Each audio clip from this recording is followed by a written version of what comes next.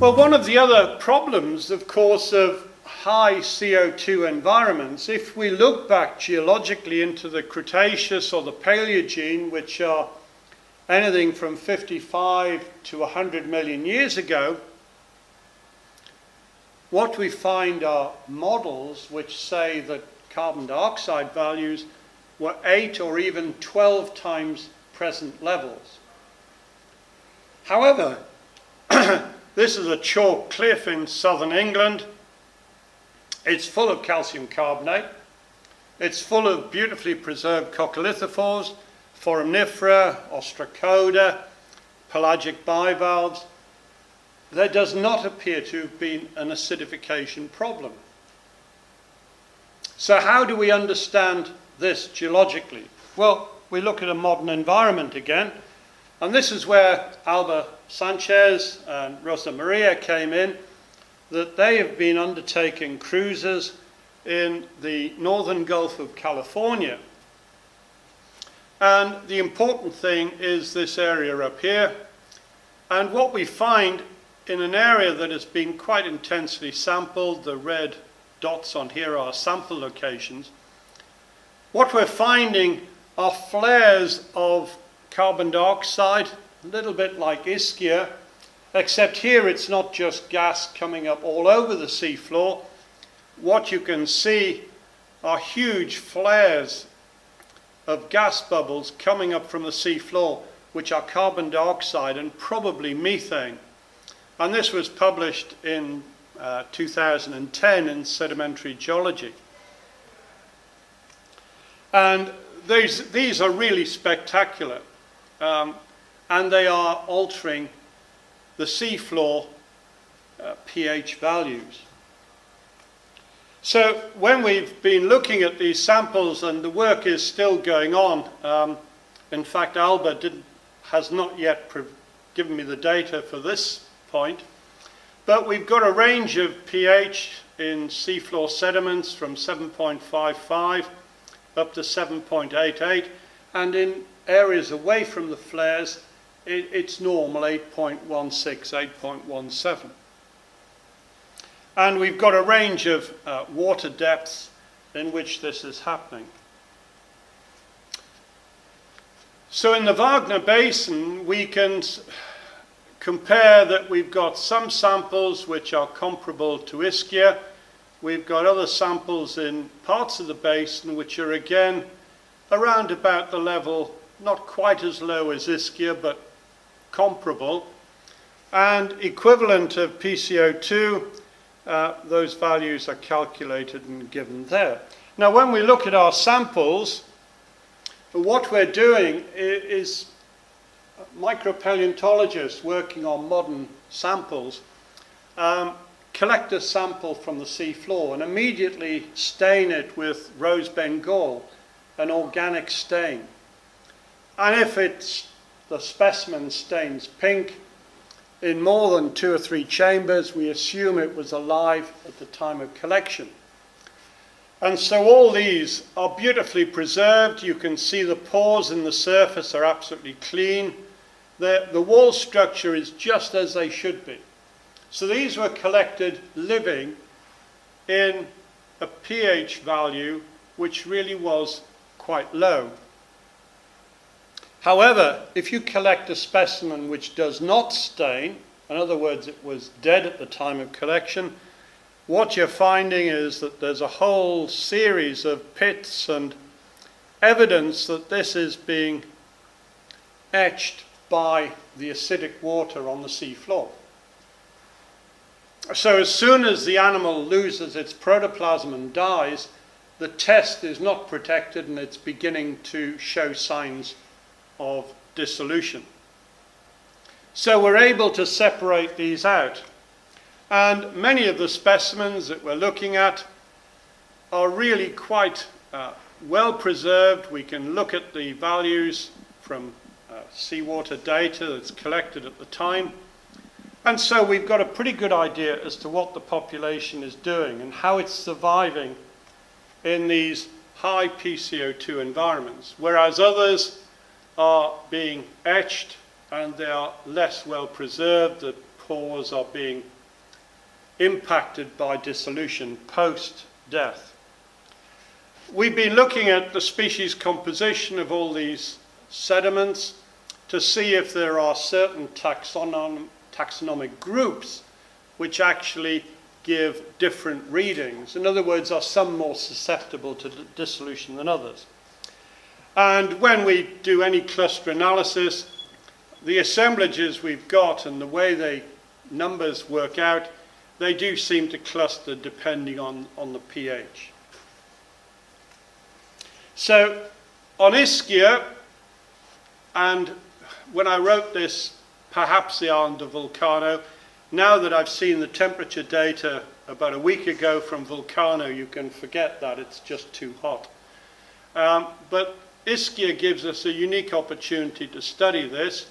And again, the Wagner Basin is giving us yet another example of how we can look at a modern environment and try to interpret something which is in the geological past. So, the next example, the third one, comes from pteropods, which are really magnificent microfossils, and magnificent living organisms as well. These are the sea butterflies. They have aragonetic shells, and they are very susceptible to giving us a record of change through subrecent time.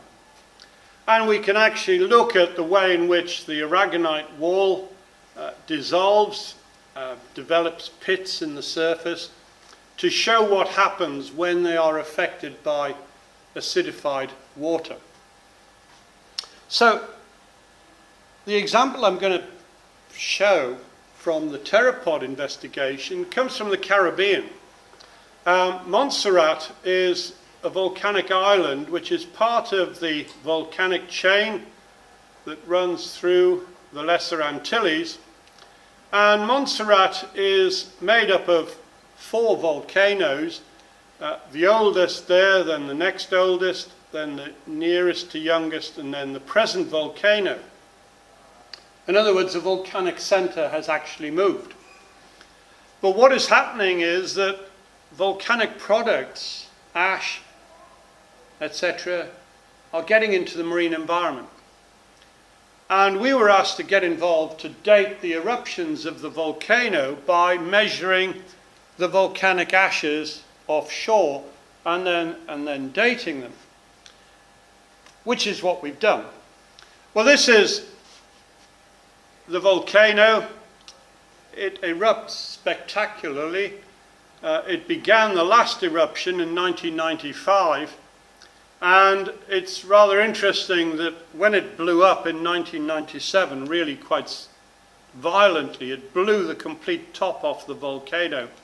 It buried the town. This is the spire at the top of the cathedral in the town which was actually called Plymouth.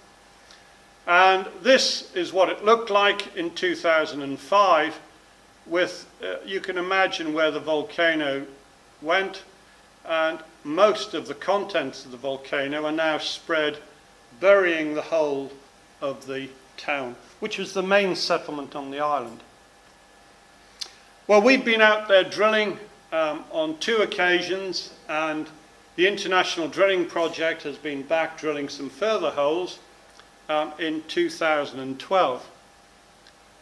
But this is these cores that we collected, which are about 50 in number, include some that are full of volcanic debris. But this one at Carmon 2, to the southwest of the volcano, contains 1, 2, 3, 4, 5, 6, 7, 8, then a big ash, and you can see volcanic ashes only intermittently through the core.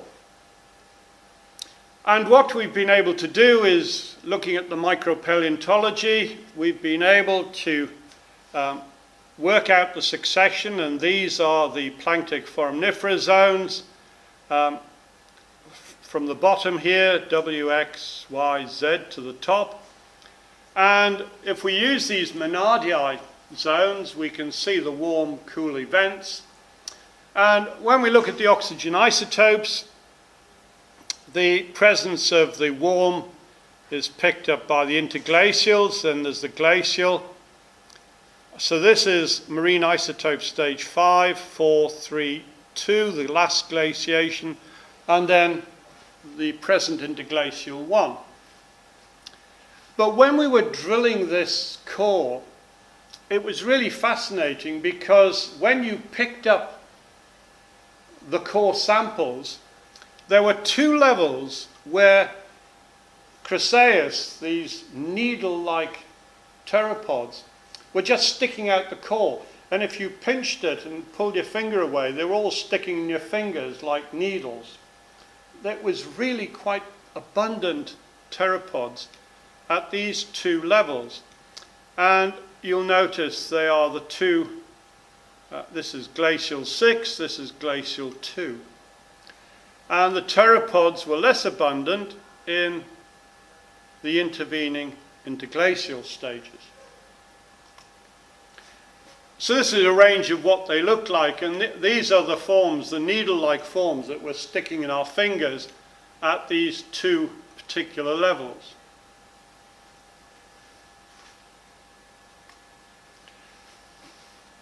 In MAS2, the pH is calculated as having been about 8.3. Present is about 8.16, 8.17. We don't really know what MIS, marine isotope stage 6, would be.